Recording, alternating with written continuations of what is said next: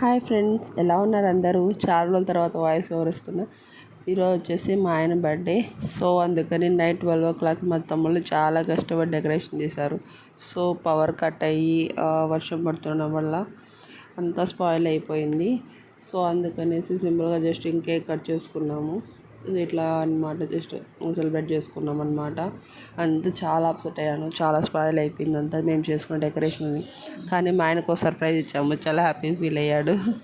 So అందుకనేసి మళ్ళీ evening time నేను కేక్ రెడీ చేసి పెట్టి నేనే చేశాను. అలా ప్రిపేర్ చేసి ఆయన కోసం అట్లా పెట్టానమాట. చాలా హ్యాపీ ఫీల్ అయ్యాడు.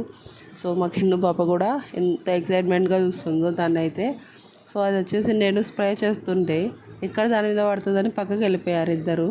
దాని ఫోకస్ అంతా ఆ స్ప్రే బాటిల్ మీదే ఉంది తప్ప అక్కడ కేక్ కటింగ్ ఇదంతా ఏం ఆలోచన లేదు ఆ పాపకి. సో ఇలా చిన్నగా సెలబ్రేట్ చేసుకున్నాము. ఏదో ఎక్స్పెక్ట్ చేసి ఏదో చేద్దాం అనుకొని ఏదో అయిపోయింది మొత్తానికి.